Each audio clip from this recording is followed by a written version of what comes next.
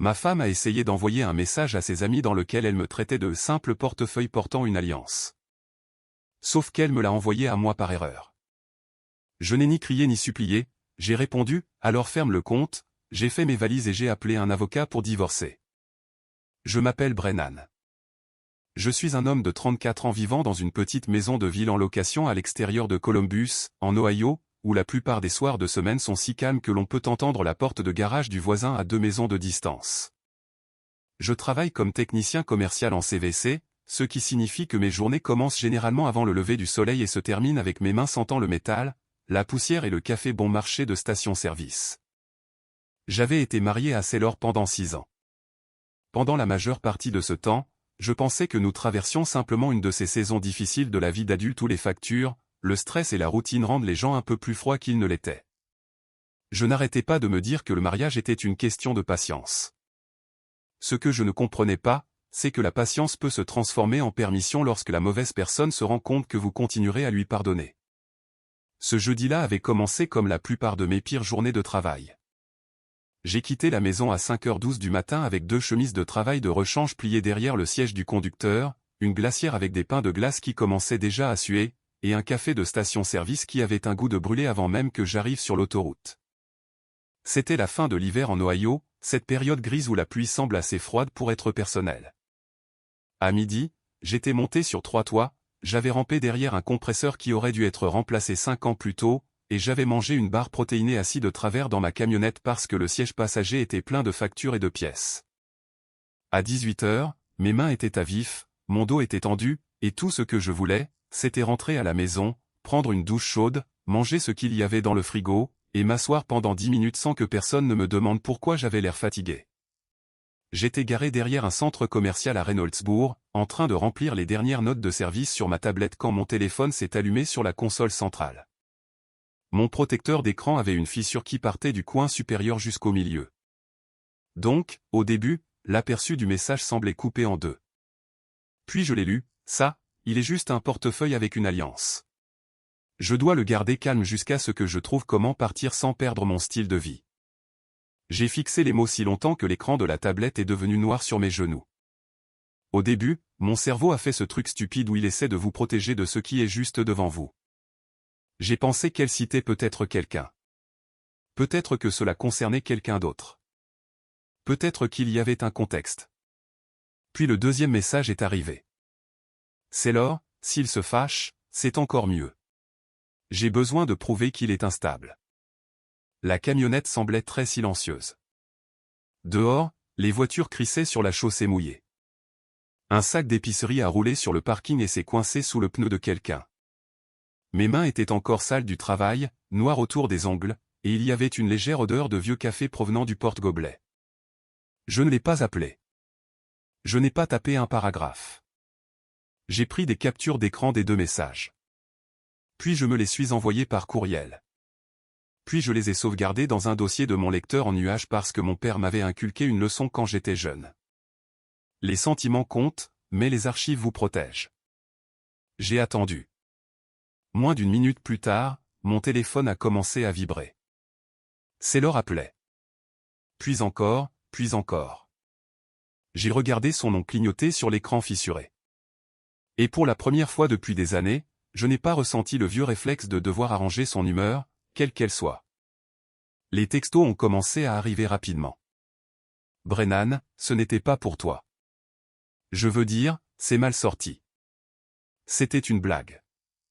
Mes amis étaient dramatiques. Pourquoi tu ne réponds pas? Tu rends ça effrayant. C'est exactement ce que je veux dire. Rentre à la maison maintenant. Je suis resté assis là, le pouce en suspens au-dessus du clavier. Il y avait tellement de choses que je voulais dire. Des choses laides, des choses blessantes, des choses qui auraient fait du bien pendant 5 secondes et m'auraient coûté plus tard. Au lieu de cela, j'ai tapé une seule phrase, alors ferme le compte. J'ai tourné mon téléphone face vers le bas, j'ai fini mes notes de travail et je suis rentré à la maison. Notre maison de ville n'était pas luxueuse, mais j'en avais été fier autrefois. Une cuisine étroite, des comptoirs en stratifie, un minuscule patio arrière, un garage à peine assez large pour mon camion, et des étagères pleines d'outils. Sailor avait décoré le salon avec des gravures encadrées, des coussins décoratifs, un tapis blanc sur lequel elle criait si je marchais dessus avec des chaussettes de travail, et des bougies qui sentaient des choses que je ne pouvais jamais identifier. Je payais pour la plupart de ces choses. Cela ne m'avait pas dérangé au début.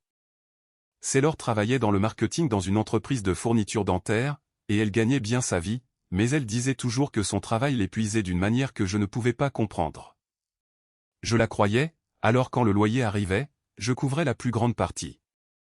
Quand la facture d'électricité grimpait, je la payais.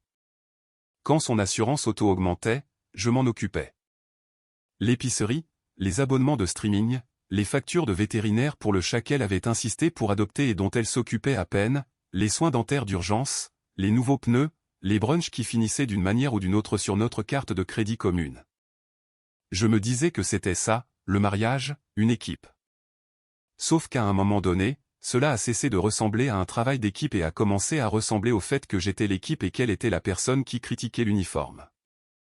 Sailor avait de petites manières de me faire sentir plus petit sans que ce soit assez évident pour que je puisse la confronter. « Tu portes ça ?» demandait-elle quand je rentrais à la maison en pantalon de travail, comme si j'avais choisi la poussière et la graisse comme personnalité.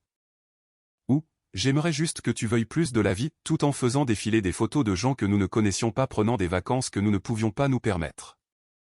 Ou, tu senses toujours l'entrepôt même quand j'avais pris une douche. Quand je posais une question sur une dépense de magasinage, elle disait, alors maintenant j'ai besoin d'une permission.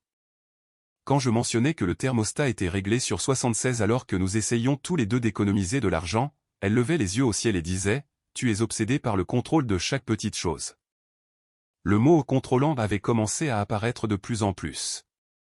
Au début, je pensais que c'était parce qu'elle avait écouté des podcasts ou parlé à ses amis. Puis j'ai pensé que peut-être j'étais vraiment trop tendu à propos de l'argent. J'ai commencé à questionner mon ton. J'ai commencé à surexpliquer des choses de base comme pourquoi le loyer devait passer avant les bars à vin, pourquoi un paiement de voiture ne pouvait pas être traité comme une suggestion, pourquoi poser une question sur une charge de $300 n'était pas la même chose que de la fliquer. Je ne savais pas qu'elle posait les rails d'un train qu'elle prévoyait de me faire passer dessus. Quand je suis rentré à la maison ce soir-là, sa voiture était déjà dans l'allée. La lumière du Porsche était allumée. À travers la fenêtre de devant, je pouvais voir la lumière de la cuisine, trop vive, le genre de luminosité qui rendait tout plat et exposé. Je me suis garé, je suis resté assis une seconde, et j'ai activé l'application de mémo vocal de mon téléphone avant de sortir.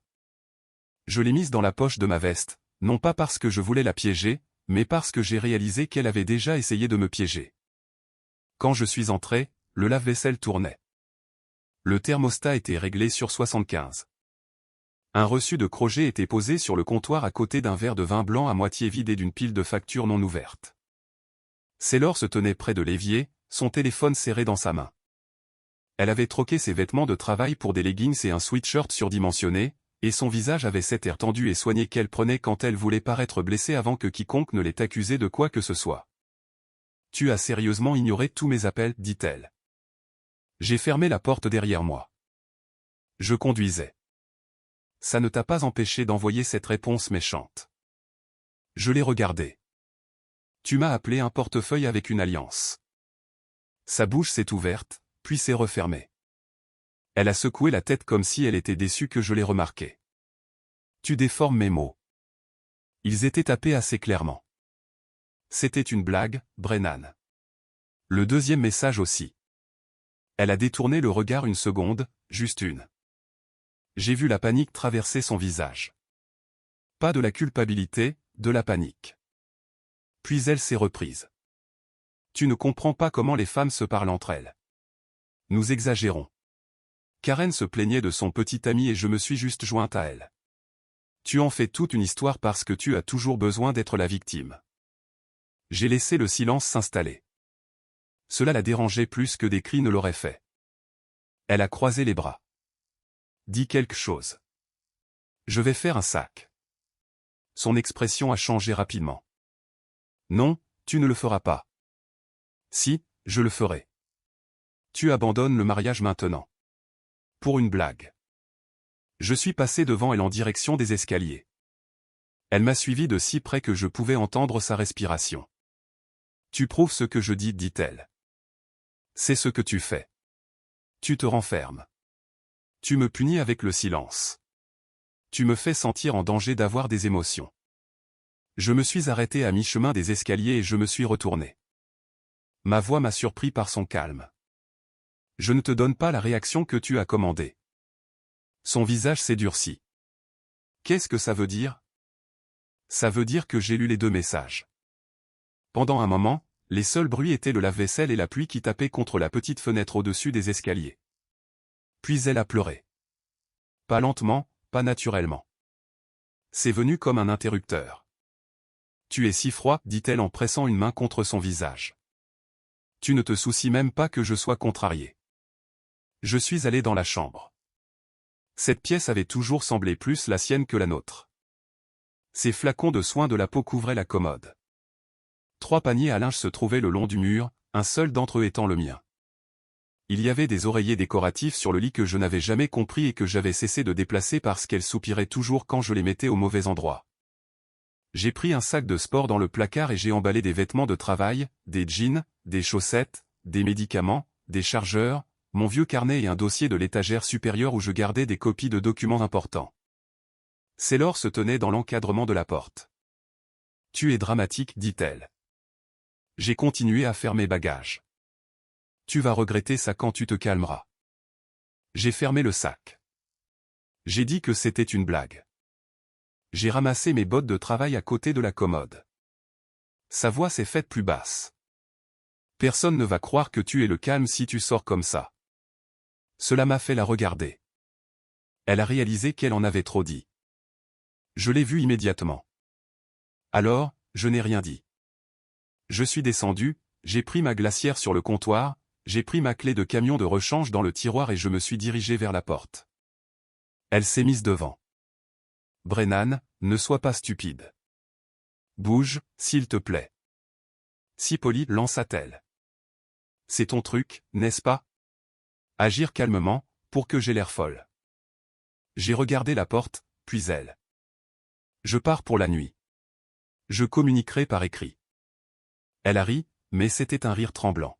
« Qu'est-ce que tu es, un avocat maintenant? » Non. Alors arrête d'agir comme si tu avais une sorte de dossier.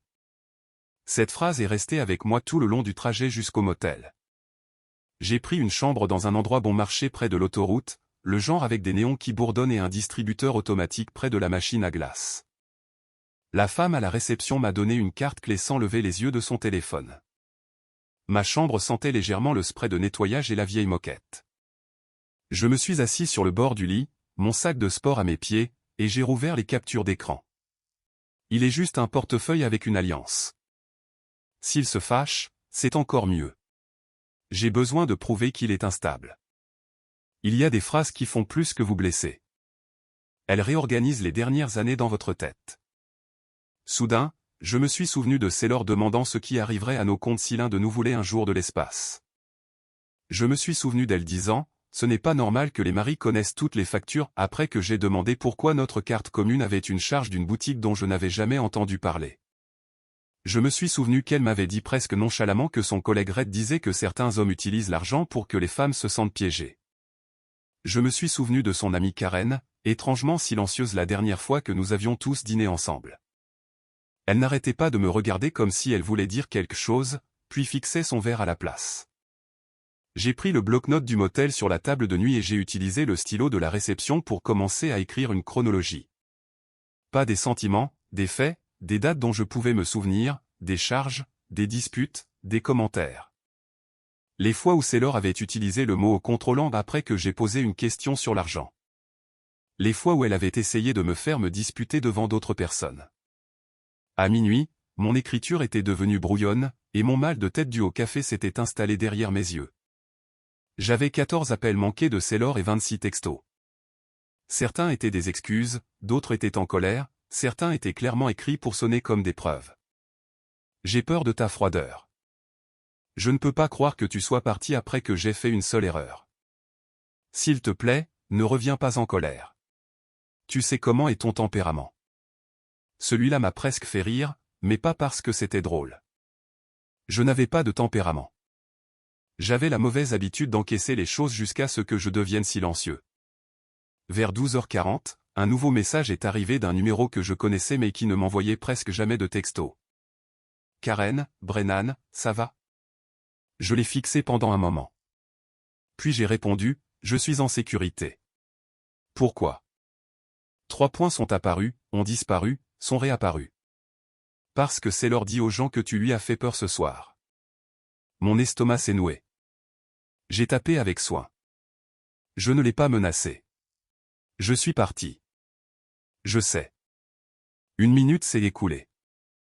Puis Karen a écrit, je peux t'appeler. J'ai failli dire non. Je ne voulais pas impliquer ses amis. Je ne voulais pas de commérage.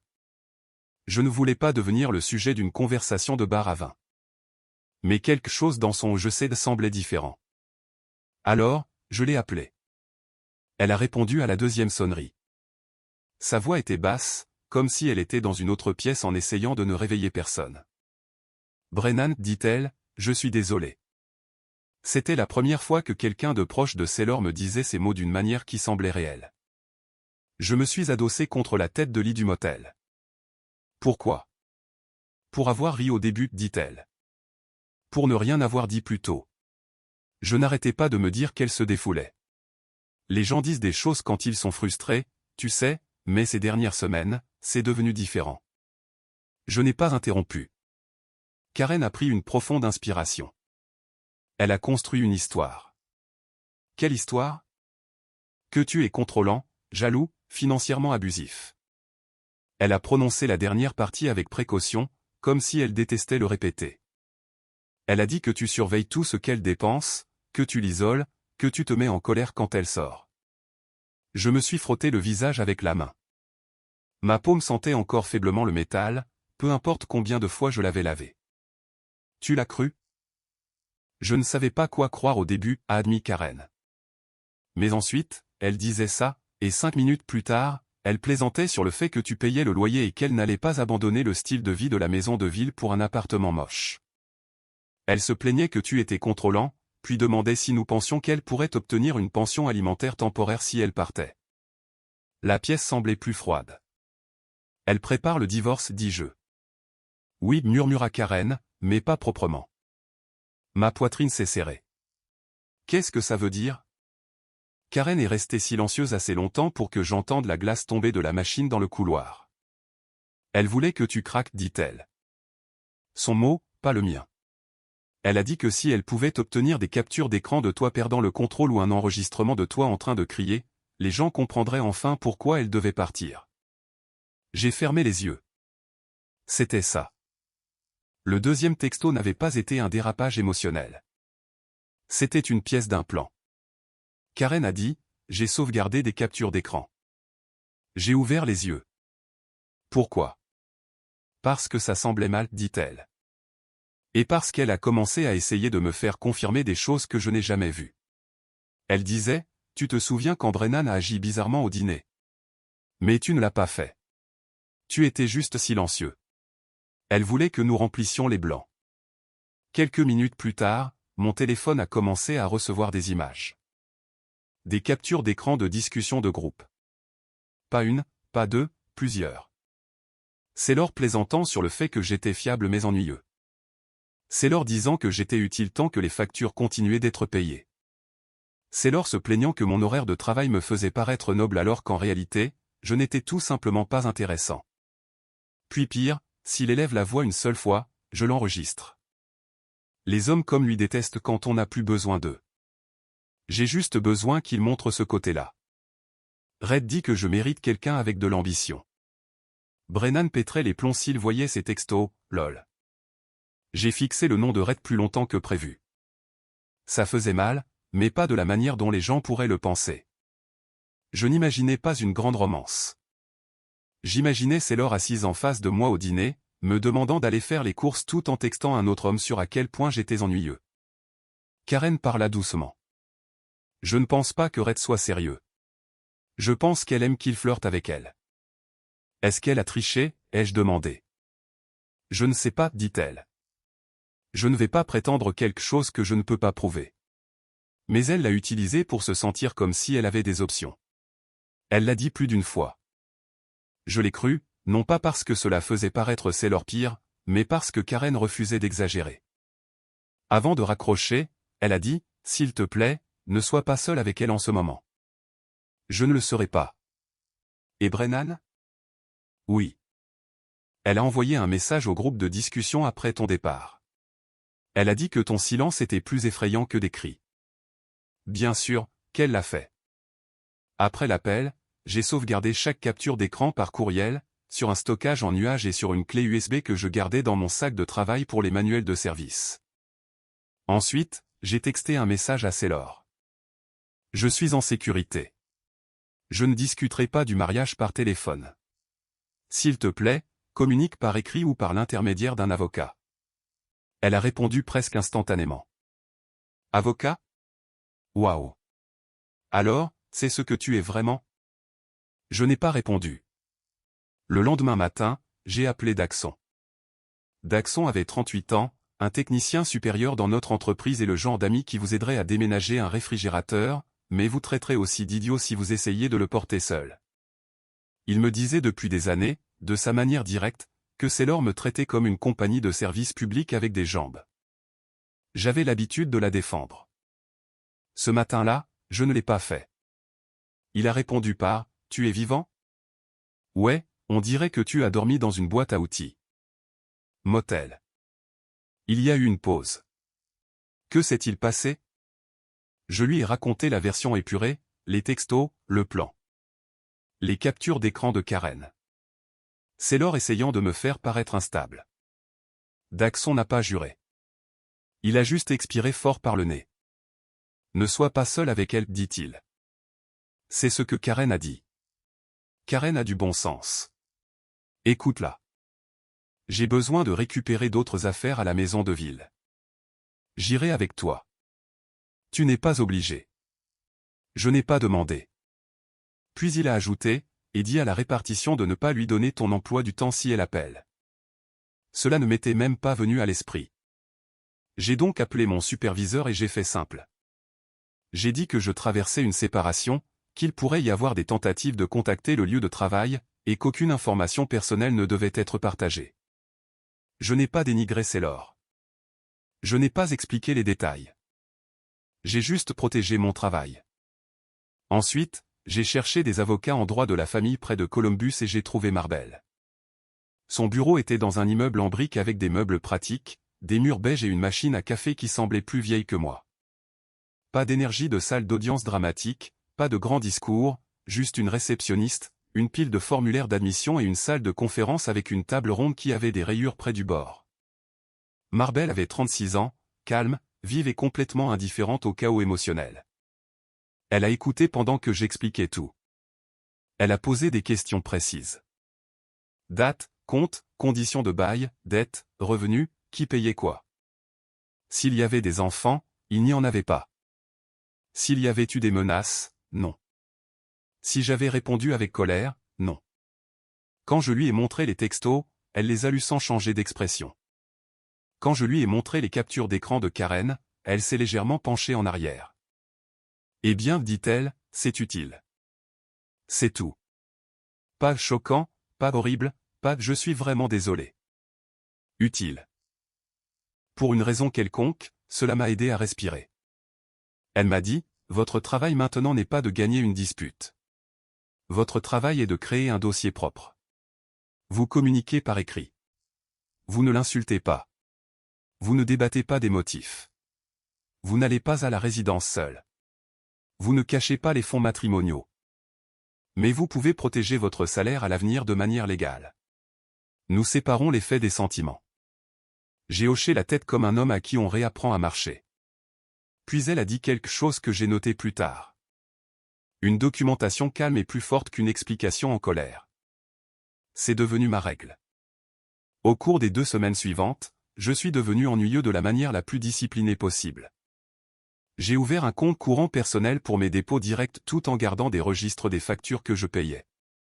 J'ai sorti des relevés bancaires, des relevés de cartes de crédit, des documents de bail, des confirmations de services publics, des paiements d'assurance auto, des reçus d'épicerie. J'ai trouvé la preuve que mon camion m'appartenait d'avant le mariage.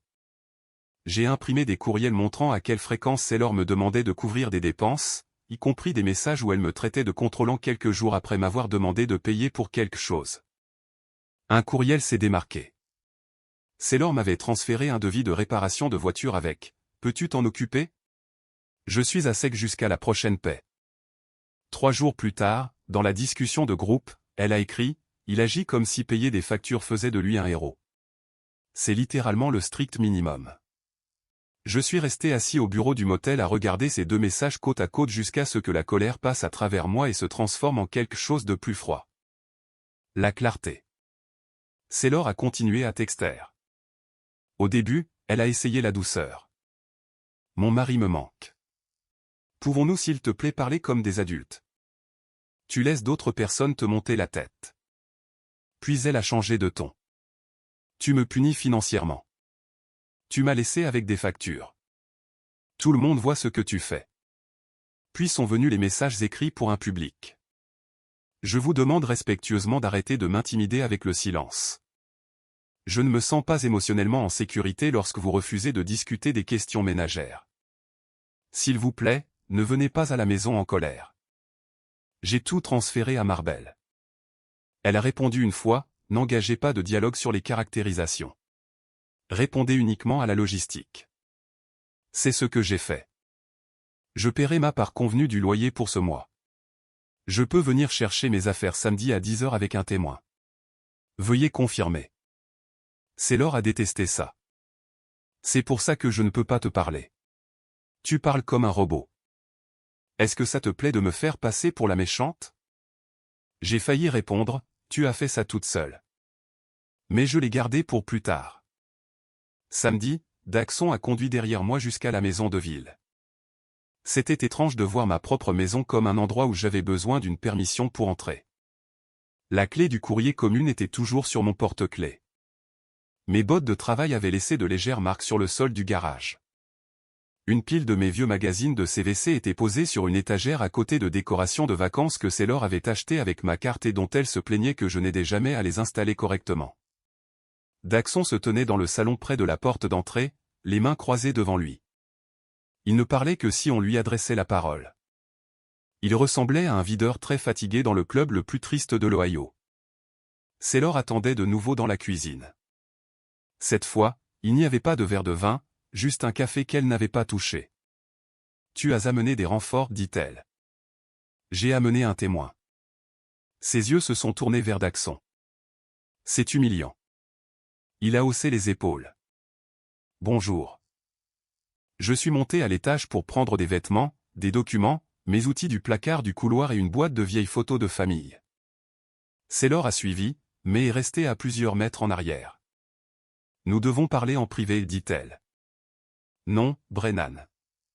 Non, tu vas vraiment le laisser se tenir là pendant que notre mariage s'effondre. » J'ai plié des chemises dans une caisse en plastique. Notre mariage ne s'est pas effondré parce que Daxon est en bas. Elle a croisé les bras. Tu prends plaisir à ça. Agir comme la victime calme. Je l'ai regardé pour la première fois depuis que j'étais entré dans la chambre. Je ne vais pas me disputer avec toi. Parce que tu sais que tu as tort. Non, parce que je sais ce que tu essaies de faire. Ses yeux se sont rétrécis. J'ai descendu la caisse. Avant de partir, elle a dit assez fort pour que Daxon l'entende, « J'espère que tu sais que les gens vont découvrir comment tu m'as traité. » Daxon m'a jeté un coup d'œil, mais j'ai gardé ma voix égale. J'espère qu'ils liront tout. Pour une fois, elle n'a pas eu de réponse immédiate. Quelques jours plus tard, Rhett m'a envoyé un message. Je ne l'avais jamais rencontré en personne. J'avais vu son nom apparaître sur le téléphone de Sailor, l'avais entendu dans des histoires sur les déjeuners de travail et les réunions de marketing. Je savais qu'il avait 31 ans, travaillait avec elle, et possédait apparemment trop de vestes ajustées pour le centre de l'Ohio. Son message est arrivé via les médias sociaux. Et mec, je ne veux pas de problème. Sailor a fait sonner les choses différemment. Je ne savais pas qu'elle était mariée comme ça. J'ai fixé un marié pendant 10 bonnes secondes. Puis je l'ai envoyé à Marbelle. Je n'ai pas répondu. Quoi que Sailor lui ait dit, il se retirait maintenant que la situation impliquait des avocats au lieu de messages de flirt et de boost d'ego. Une partie de moi voulait le confronter. Une autre partie de moi a réalisé qu'il n'était pas le centre de l'histoire. Il n'était pas la trahison. Il était un accessoire que Sailor utilisait dans un fantasme où elle était trop vibrante pour son mari ennuyeux. Pendant que ce mari ennuyeux payait la facture d'électricité, changeait le filtre de la fournaise et s'assurait que sa voiture avait des pneus avec une bonne bande de roulement avant l'hiver. La vraie trahison n'était pas qu'elle voulait que quelqu'un d'autre l'admire. C'était qu'elle voulait que je finance son confort pendant qu'elle montait un dossier contre mon caractère. Karen, à son crédit, n'a pas disparu. Elle a envoyé un autre message une semaine après le motel. J'ai posté les captures d'écran dans la discussion de groupe parce que Sailor essayait de faire dire à tout le monde que tu lui avais fait peur. Je suis désolé si cela aggrave les choses avant de les améliorer. J'ai répondu, merci d'avoir dit la vérité. Elle a répondu, certaines personnes restent silencieuses. Je ne peux pas contrôler ça. J'ai apprécié l'honnêteté. Et elle avait raison. Tout le monde n'est pas venu en courant pour s'excuser. Certaines amies de Sailor ont simplement cessé de s'engager. Une femme qui avait ri de plusieurs des blagues m'a envoyé un court message disant « Je ne savais pas que c'était si sérieux ». Je n'ai pas répondu. Une autre nous a tous les deux retirés de ses amis comme si cela résolvait quoi que ce soit. Mais l'histoire publique de Sailor a commencé à perdre de l'air. Il est difficile de prétendre que quelqu'un est financièrement contrôlant lorsque la même discussion de groupe vous montre en train de le traiter d'ennuyeux tout en demandant combien vous pourriez obtenir si vous partiez. Il est difficile de prétendre avoir peur lorsque la personne que vous accusez n'a répondu qu'avec de la logistique et des limites légales. Il est difficile de faire paraître le silence dangereux lorsque vos propres mots expliquent pourquoi vous vouliez du bruit. La réunion de règlement a eu lieu dans une salle de conférence banale qui sentait le papier, le café et la patience lasse. Il y avait des bloc-notes sur la table, des gobelets en papier remplis d'eau et un distributeur automatique qui bourdonnait quelque part à l'extérieur dans le couloir. Sailor est arrivé avec son avocat, portant un chemisier crème que j'ai reconnu parce que j'avais payé la facture de carte de crédit le mois où elle l'avait acheté. Elle avait l'air calme jusqu'à ce qu'elle me voie. Puis elle a eu l'air en colère, pas le cœur brisé, pas pleine de regrets, en colère que je ne sois pas arrivé l'air anéanti. Marbel s'est assise à côté de moi avec un dossier si bien organisé que le simple fait de le voir m'a rendu plus stable. J'avais passé des années à tenir des registres parce que mon père m'avait appris à ne jamais dépendre de la mémoire quand il s'agissait d'argent. J'avais l'habitude de penser que cette habitude n'était qu'une vieille anxiété. Assis là, j'ai réalisé que c'était une armure. L'avocat de Sailor a commencé avec un langage prudent. Sa cliente, a-t-il dit, s'était sentie restreinte dans le mariage. Elle avait des préoccupations concernant le contrôle financier, la volatilité émotionnelle, une dynamique de communication dangereuse. J'ai regardé Sailor garder les yeux baissés au bon moment. Puis Marbel a ouvert le dossier. Elle n'a pas attaqué. Elle n'a pas élevé la voix. Elle a simplement placé les documents dans l'ordre, les textos accidentels, les captures d'écran de la discussion de groupe, les relevés bancaires montrant le loyer, les services publics, l'épicerie, l'assurance. Les abonnements partagés et de multiples dépenses personnelles que j'avais couvertes pour Sailor. Les messages où Sailor me demandait de payer des factures. Les messages où je répondais calmement. Les messages après la séparation où Sailor essayait de caractériser mon silence comme de l'intimidation alors que je ne répondais que sur la logistique. La déclaration écrite de Karen selon laquelle Sailor avait discuté d'essayer de me provoquer pour obtenir une réaction de colère. Le message de Rhett. L'avocat de Sailor a lu en silence. La pièce a changé. Pas de façon spectaculaire. Il n'y a pas eu de moment de film où tout le monde a halté. La vraie vie est plus petite et plus inconfortable que ça. Les épaules de son avocat se sont un peu affaissées. Il a demandé à parler en privé avec Sailor. Ils sont sortis. À travers le mur de la salle de conférence, j'ai entendu des voix étouffées. Pas des mots, juste le ton. Le ton de Sailor était sec. Le ton de son avocat est resté bas. Quand ils sont revenus, elle m'a regardé avec un ressentiment non dissimulé. « Tu as détruit ma réputation, dit-elle. » Marabel a posé une main légèrement sur la table, sans me toucher, juste pour me rappeler qu'elle était là. Mais je savais exactement ce que je voulais dire. J'ai regardé Sailor et j'ai gardé ma voix calme. Je n'ai pas ruiné ta réputation. J'ai juste arrêté de la protéger de tes propres mots. Son visage est devenu impassible. Pendant 6 ans, j'avais adouci ses angles pour les autres. J'avais trouvé des excuses quand elle se moquait de moi. J'avais ri des commentaires qui m'embarrassaient. Je m'étais dit qu'elle était stressée, fatiguée, incomprise, sous pression, malheureuse. J'avais traduit le manque de respect en quelque chose de plus pardonnable. J'en avais fini avec ce travail. Le règlement n'a pas été instantané. Le divorce ne l'est jamais. Il y a eu des formulaires, des retards, des versions révisées, des courriels d'avocats, des signatures, des périodes d'attente, et plus d'argent dépensé que je n'aimais y penser.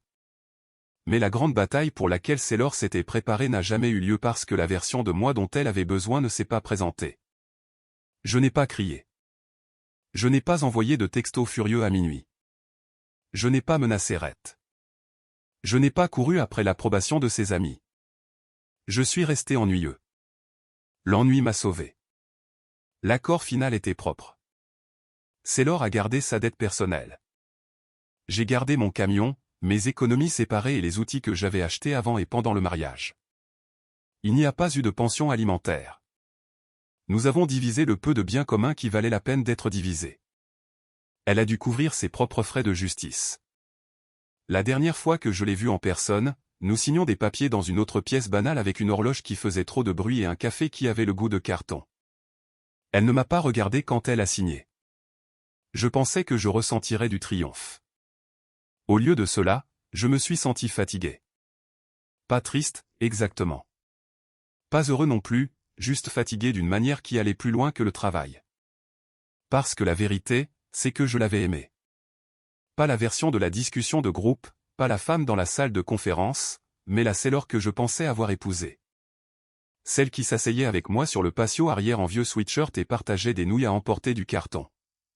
Celle qui a une fois laissé une note dans ma glacière qui disait « Fier de toi ». Peut-être que cette version avait été réelle un jour. Peut-être qu'elle avait été un masque. J'ai arrêté d'essayer de résoudre cette question parce que la réponse ne changeait pas ce qu'elle avait fait. J'ai déménagé dans un appartement d'une chambre plus près du travail. Ce n'était pas impressionnant. Les sols étaient rayés. Le ventilateur de la salle de bain cliquetait. Ma première semaine là-bas, j'ai dîné debout au comptoir parce que je n'avais pas encore acheté de table.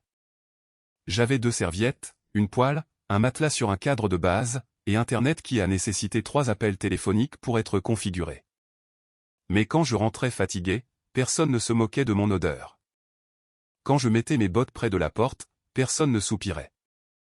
Quand je réglais le thermostat sur 68, il y restait. Le silence ne semblait pas vide. C'était comme si mon système nerveux avait enfin un endroit où s'asseoir. Daxon m'a aidé à déménager les dernières boîtes et à refuser que je le paie. Achète une table, dit-il, en regardant mon appartement. Une vraie, pas une sorte de plateau pliant. Un mois plus tard, il m'a recommandé pour un poste de technicien principal. J'ai failli dire non parce que c'était mon habitude, laisser passer les grandes choses parce que j'étais trop occupé à survivre aux plus petites. Mais j'ai accepté. L'augmentation n'a pas changé ma vie de manière spectaculaire. Je n'ai pas acheté de voiture de sport ni pris de vacances extraordinaires. J'ai remboursé une carte, remplacé l'écran fissuré de mon téléphone, acheté des serviettes décentes et une petite table de cuisine en bois avec 2 chaises. Le premier soir, j'ai dîné à cette table. J'ai fait des œufs, du pain grillé et du café à 20h30 parce que j'avais travaillé tard et que je n'avais pas envie de prétendre que le dîner devait impressionner qui que ce soit. C'était l'un des meilleurs repas que j'avais mangé depuis des années. Quelques mois après la finalisation du divorce, j'ai reçu un texto d'un numéro que je ne reconnaissais pas. Tu ne trouveras jamais quelqu'un d'autre qui te supporte comme je l'ai fait. Je savais que c'était Sailor. L'ancien moi aurait répondu. L'ancien moi se serait défendu, aurait corrigé les faits, aurait expliqué que l'amour n'est pas quelque chose qu'une personne supporte. Tout en dépensant le salaire de l'autre.